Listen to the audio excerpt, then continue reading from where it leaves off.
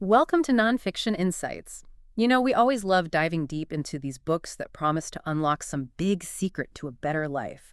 And today, we're tackling one that claims sleep is the single most effective thing you can do for your brain and body health. Yeah, this one comes straight from one of you listeners. Why We Sleep. Unlocking the Power of Sleep and Dreams by Matthew Walker. You wanted the full Feynman treatment, so we're going to simplify the key concepts and really dig into the surprising facts and actionable information. Yeah. So, you can actually optimize your sleep without getting lost in the weeds of all the science. Right. It's like we all know we should get enough sleep, but this book kind of hits you with a bit of a wake-up call, wouldn't you say? I mean, Walker basically says sleep is fundamental, Mother Nature's best effort yet at contra death, as he puts it. Okay, that's pretty dramatic, right? Yeah. But it does underscore this idea that we often just don't give sleep enough credit. Absolutely. And it's interesting, reading about the author, Matthew Walker, his passion for this topic really shines through. I mean, this isn't just some detached academic research. The guy spent over 20 years at places like Harvard and UC Berkeley dedicated to understanding sleep. Yeah, and that actually comes through in the writing. There's a real sense of urgency, I think, that Yeah. he wants to get this information out there, Like, hey, people, wake up, literally. Okay, so let's get into some of those key insights. The book starts by talking about our internal clock, the circadian rhythm. And, it goes all the way back to 1729 to this experiment with, wait for it, Mimosa pudica plants. You know those sensitive plants? Oh, yeah, the touch-me-nots. The leaves fold up when you touch them. They're also heliotropic, meaning they move in response to sunlight. Exactly. And this guy, Jean-Jacques Dortu de Meuron, he noticed that even when he kept these plants in constant darkness, their leaves still followed a rhythmic pattern of opening and closing. That's super cool, right? Because it basically proved that these plants had an internal sense of time, independent of any external cues. It's like their bodies just knew when it was day and night, even without the sun. And that was the first evidence of what we now call the circadian rhythm. Precisely. And then fast forward a couple of centuries, you've got Nathaniel Kleitman and Bruce Richardson literally living in caves to study human circadian rhythms without the influence of daylight. Yeah, talk about dedication. No kidding. What they found was that even without the cues of day and night, they still maintained pretty regular sleep-wake cycles. But here's the key thing. Their internal days weren't exactly 24 hours. Richardson's, for instance, was more like 26 to 28 hours length. So our natural rhythm is actually a bit longer than a day. Exactly. And that's why we need those external cues, like sunlight, to reset our clocks each day and keep us synchronized with the 24-hour cycle. Otherwise, we'd be drifting later and later every day. That explains so much about my natural sleep patterns. And, that brings us to the idea of chronotypes, morning larks, and night owls. Right, right. Hey. And this is where Walker really emphasizes that being a night owl is often not a choice. It's like hardwired into your DNA. Okay, so it's not just laziness. Nope. And here's where it gets kind of, unfair maybe. How so? Well, society is basically structured around this early bird schedule. Think about school start times, work schedules, even just the way we talk about productivity. Yeah, the early bird gets the worm mentality. Exactly. But for night owls, this creates this constant pressure to conform to a schedule that just doesn't align with their natural rhythms. And the book argues that this actually leads to chronic sleep deprivation for a lot of people. Which, we all know is bad, but the book lays out some pretty serious consequences. Right? Oh, yeah. I mean, we're talking higher rates of everything from depression and anxiety to diabetes, heart attacks, even cancer. So it's not just about feeling tired. It's about serious health implications. Wow. And jet lag is a perfect example of how messed up we can get when our internal clock is out of whack. Totally. I mean, it's like your body is still operating on one time zone, but the world around you is on a completely different one. No wonder you feel like a zombie. Okay, so we've got this internal clock, but the book also talks about a second major sleep regulator. Sleep pressure. Right, sleep pressure. And the key player here is a chemical called adenosine. Adenosine, okay. Yeah. So how does this work? As you stay awake, adenosine builds up in your brain. It's basically a byproduct of your brain cells working. So the more your brain is active, the more adenosine. Exactly. And the more adenosine builds up, the sleepier you feel. It's like this internal pressure that's pushing you towards sleep. Makes sense. So what happens when we finally give in and go to sleep? Well, during sleep, your brain is hard at work clearing out all that accumulated adenosine. It's like a detox process for your brain. So like hitting the reset button. Yeah, exactly. And by the time you wake up, hopefully those adenosine levels are nice and low so you feel refreshed and alert. Okay, but what about that mid-morning slump? When you're fighting to keep your eyes open, even after a full night's sleep. Yeah, that's a classic sign that you probably didn't get enough sleep the night before. Those adenosine levels might not have fully cleared out. Hmm. So maybe that extra cup of coffee isn't the solution after all. Well, it might help temporarily, but the real solution is to address the underlying sleep debt. Okay, so we've talked about the circadian rhythm, we've talked about sleep pressure, but what about just defining sleep itself? I mean, how do we even know when we're truly asleep? That's a great question, and Walker uses this vignette about a woman named Jessica to illustrate the 5 key characteristics of sleep. First, you've got posture. Like land animals typically sleep lying down. Right, picture Jessica crashed out on the couch. Exactly. Then there's muscle tone. Our muscles relax when we sleep. Think about how Jessica's posture is all slumped over. Okay, so basically, we're not going to be standing at attention while we sleep. Unless you're a horse, maybe. Anyway, the third characteristic is reduced communication and responsiveness. So, like, you walk into the room and Jessica doesn't even acknowledge you, Right, she's totally out of it. Then there's easy reversibility. as opposed to, say, a coma. Precisely. Sleep is easily reversible. You could wake someone up, as you eventually do with Jessica when you make a noise. And lastly, there's the timed pattern across 24 hours, governed by that circadian rhythm we talked about. So sleep is this carefully orchestrated state with all these different factors coming into play. Absolutely. Now let's get into the different types of sleep. The book focuses on 2 main stages, NREM and REM. Right, those are the big ones. So break it down for us. What's the difference? Well, deep NREM sleep, which dominates the first part of the night, seems to be all about cleaning up and organizing the brain. It's like, when you're sculpting something and you start by roughly carving out the shape. Okay, I'm with you. Deep NREM sleep is like that initial carving process. Your brain is weeding out and removing unnecessary neural connections, making the important pathways stronger and more efficient. So it's like decluttering your brain. Exactly. And then comes REM sleep, which becomes more prominent later in the night. This is where the real magic happens, in terms of strengthening and consolidating those important neural connections. Think of it like the fine-tuning and detailing of that sculpture. Oh, I like that analogy. Right. So the cycling between these 2 stages, with that shift toward more REM later on, reflects your brain's changing needs for processing and consolidating memories throughout the night. So basically, each stage has its own unique function, and they work together to create this beautiful symphony of sleep. You got it. Now, here's something I found fascinating. The brainwave activity during REM sleep actually looks a lot like when you're awake. Yeah, it's kind of wild, right? It's why it's often called paradoxical sleep, an active brain in a sleeping body. So what's the brain doing during REM if it's so active? It's processing internally generated information, not the external world. Ah, so that's where the dreams come in. Most likely, yeah. And not all animals experience REM sleep, which is interesting. Oh, really? What kinds of animals? Well, it's primarily found in birds and mammals.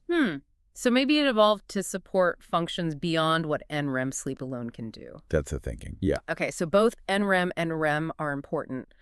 But what happens if we don't get enough of either? Can we just catch up later?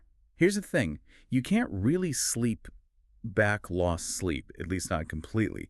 Your brain will try to recover both NREM and REM sleep after deprivation, but it can't fully make up for what was lost. So basically, there's no magic sleep-in button that can fix everything. Unfortunately not. Bummer.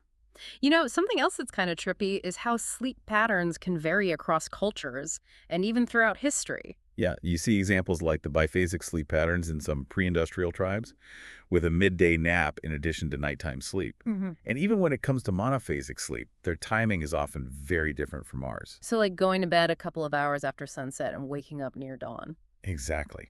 Our modern concept of midnight as midnight is actually quite arbitrary when you think about it. Wow, you're blowing my mind here. And how did our sleep evolve as humans started sleeping on the ground with fire?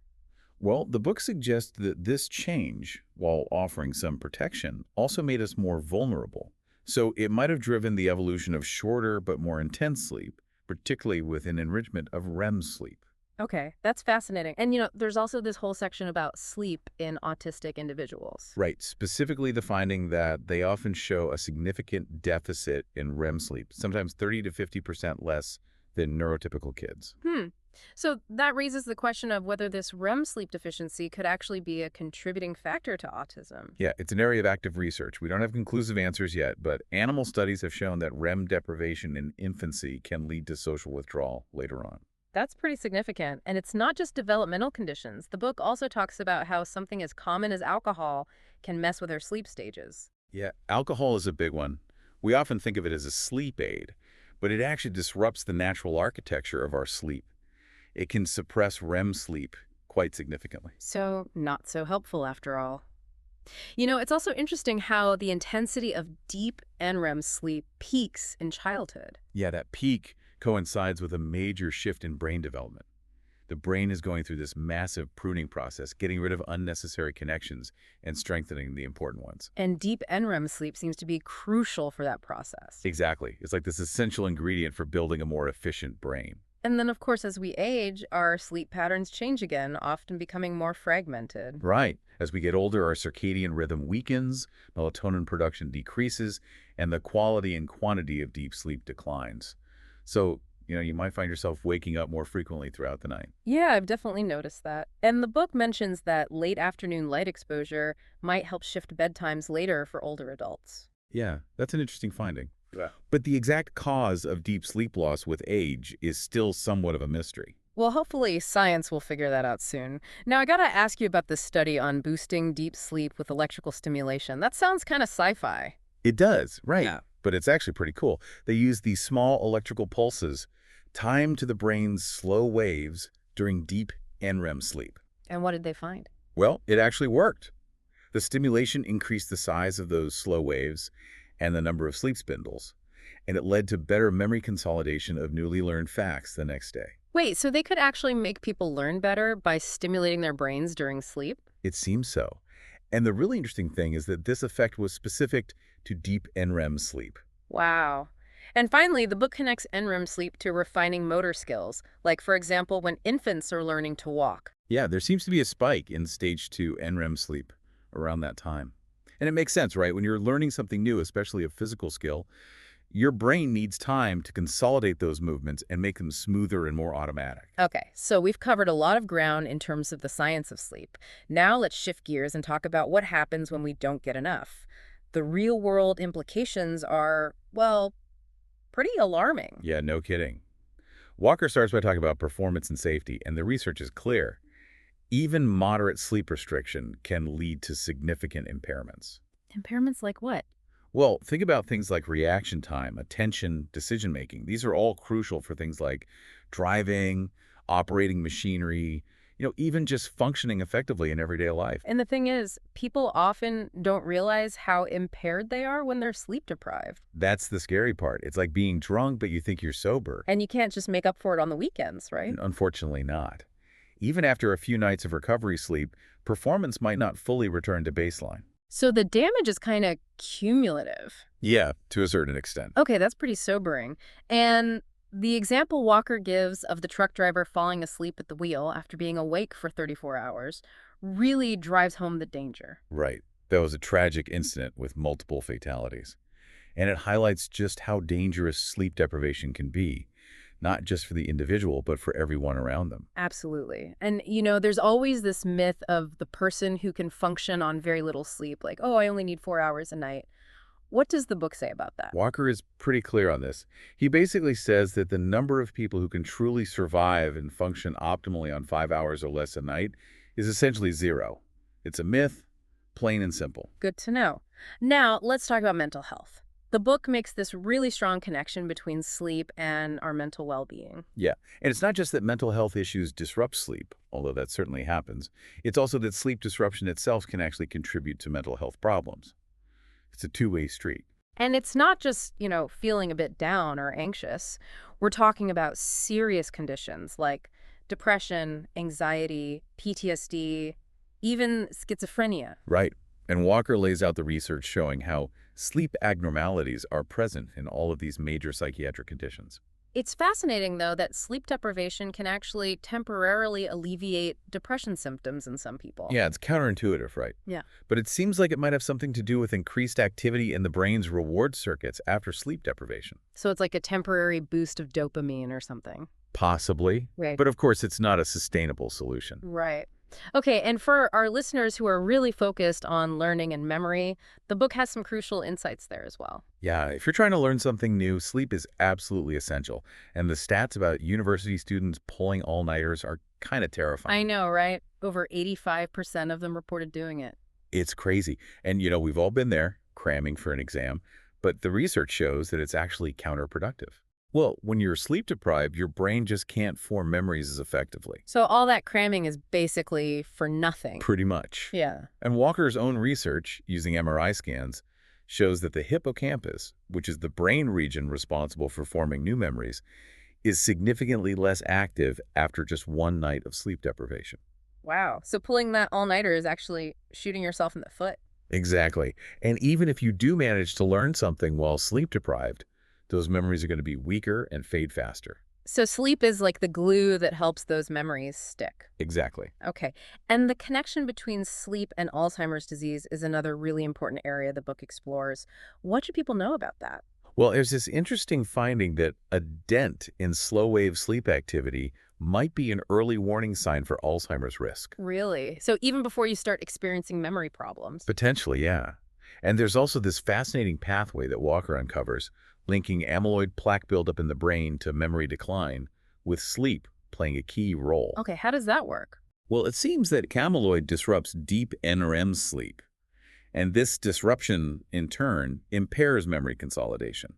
So even though amyloid doesn't directly damage the hippocampus, it indirectly affects memory by messing with sleep. Wow, that's a sneaky little pathway. Right. And it highlights how interconnected everything is, how sleep impacts so many different systems in the body. Okay, so let's talk about some of those other systems. The book goes into detail about how sleep loss affects everything from our cardiovascular health to our metabolism and even our immune system. Yeah, it's like a domino effect. Shorter sleep is linked to a higher risk of heart disease, stroke, high blood pressure. And what about weight gain? I've definitely heard that lack of sleep can make you pack on the pounds. Absolutely. Sleep deprivation messes with those hunger hormones, leptin and ghrelin. It basically makes you feel hungrier even when you've eaten enough. And it also seems to make you crave those unhealthy, high-calorie foods. Right. Your brain's prefrontal cortex, which is responsible for making those rational decisions, isn't functioning at its best when you're sleep deprived. So you're more likely to give in to those primal So cravings. basically, lack of sleep makes you more impulsive. Exactly. Yikes. And for men, there's even an impact on testosterone levels. Yeah, studies have shown that just 1 week of sleeping only 5 hours a night can significantly reduce testosterone levels in healthy young men. Wow, that's crazy. Right. And low testosterone can lead to fatigue, difficulty concentrating, low libido. It's basically like accelerated aging. Okay, so sleep deprivation is bad for your heart, your waistline, your hormones. Oh yeah, your immune system. Right. Lack of sleep weakens your immune system, making you more susceptible to infections. And what's even more concerning is the research showing that disrupted sleep can actually speed up the growth and spread of cancer. Wait, seriously? Yeah, it's pretty wild. The World Health Organization actually classifies nighttime shift work as a probable carcinogen because of the chronic sleep disruption it involves. Wow, that's scary stuff. Okay, so we've covered a lot of the negative consequences of sleep loss. But let's end on a more positive note. What about dreams? The book has a whole section on the science of dreaming. Yeah, dreams are fascinating. And one of the most amazing things Walker talks about is how brain scans during REM sleep can actually predict what you're dreaming about. What? How is that even possible? Well, by analyzing the patterns of brain activity, researchers can tell whether the dream is primarily visual, motoric, or emotional. So they can tell if you're dreaming about, say, flying through the air versus having a conversation with someone. Exactly. That's mind-blowing. And what about the content of our dreams? I mean, is it all just random gibberish, or is there some meaning there? Well, it seems like our dreams often reflect our recent waking experiences and emotional concerns. Hmm. Not always in a literal way, of course. So no Freudian symbolism. Not necessarily. Yeah. Walker argues that dreams are more about processing emotions than about uncovering hidden meanings. Okay, so like a form of overnight therapy. Exactly.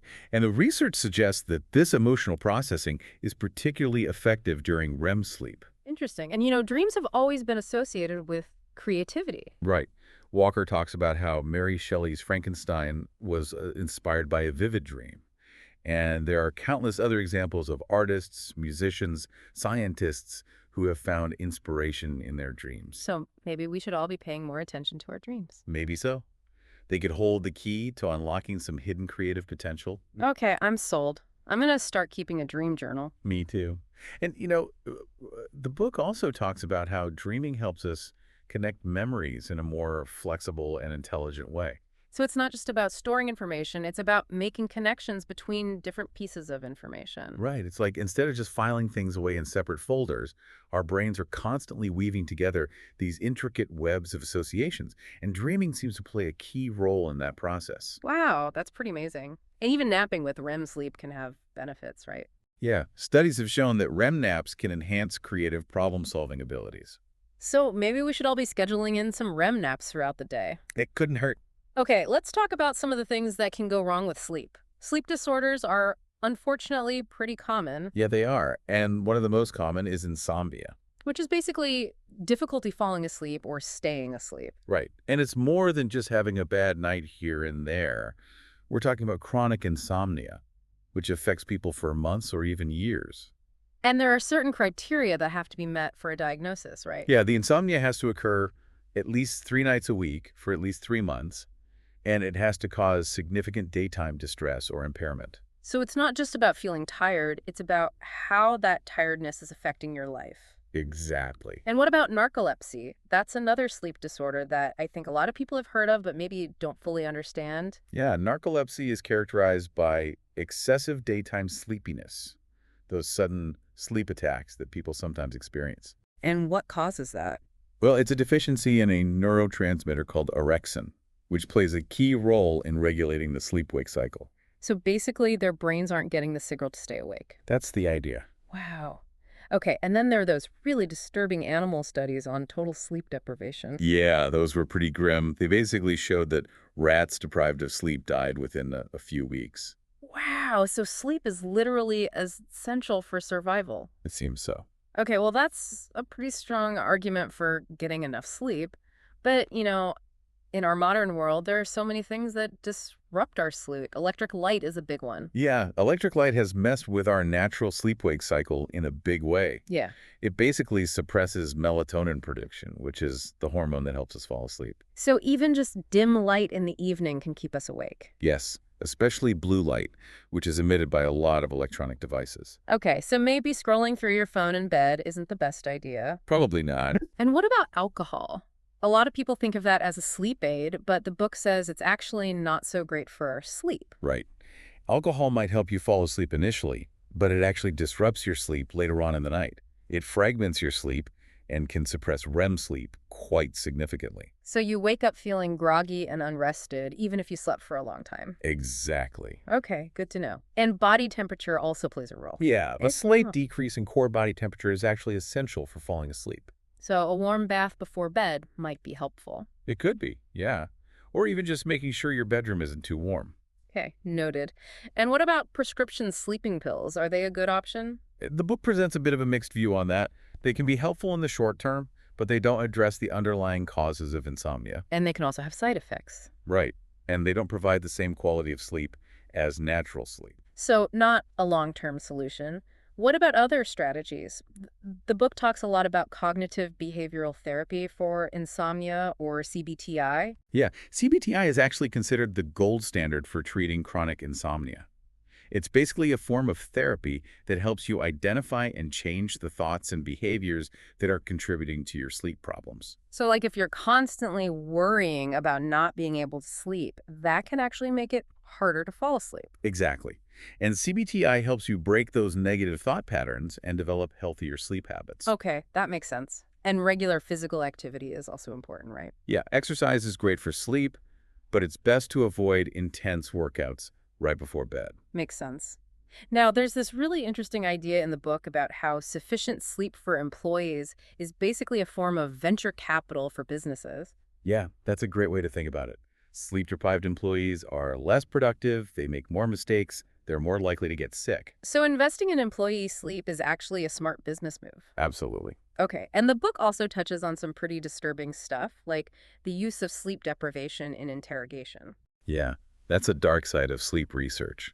And it highlights just how powerful sleep deprivation can be as a tool of manipulation and coercion. And it can even induce psychosis, right? Yeah, that's right. People who are severely sleep deprived can start to experience hallucinations, paranoia, all sorts of things. Wow, that's scary. And of course, there's the impact of sleep deprivation on healthcare professionals. Right, that's a huge concern. When doctors and nurses are sleep deprived, they're more likely to make mistakes, which can have serious consequences for patients. Absolutely. And, I think a lot of people just aren't aware of how dangerous sleep deprivation can be, both for themselves and for others. Yeah, and that's why this book is so important. It really shines a light on the crucial role that sleep plays in our lives. Okay, so what are some things that we can do to improve our sleep? The book offers some practical tips. Yeah, there are a lot of things you can try. One of the simplest is minimizing technology use in the evening, especially in the hour or two before bed. So put down the phone, close the laptop, and step away from the TV. Exactly. And the book also talks about the potential for smart lighting that could help regulate our circadian rhythms. Oh, that's interesting. So, like lights that automatically adjust their brightness and color temperature throughout the day? Right. Cool. I'm all for that. And, one of the things that Walker really emphasizes is the need for sleep education. Yeah, it's crazy that we don't learn more about sleep in school, given how important it is. Right. It's like this fundamental pillar of health that's just completely overlooked. And finally, the book talks about how disruptive the hospital environment can be for sleep. Yeah. The constant noise and light in hospitals can really mess with patients' sleep, which can hinder their recovery. Makes sense. So if you ever find yourself in the hospital, it's worth asking about what they can do to help you get a better night's sleep. Absolutely. Okay, so we've covered a lot of ground today. What's the big takeaway message from Why We Sleep? Well, I think the main message is that sleep is not a luxury, it's a necessity. It's essential for our physical and mental health, our cognitive function, our emotional well-being, even our survival. And yet, so many of us are chronically sleep deprived. That's right. And we need to start taking sleep seriously. It's not just about getting enough hours, it's about creating the right conditions for quality sleep. Absolutely. So make sleep a priority. Your brain and body will thank you for it. Couldn't agree more. Well, we've just scratched the surface of this fascinating topic. We encourage you to check out Why We Sleep by Matthew Walker for yourself. And as always, thank you for joining us on Nonfiction Insights. Yeah, thanks for listening. Please subscribe to our channel for more deep dives into the world of knowledge.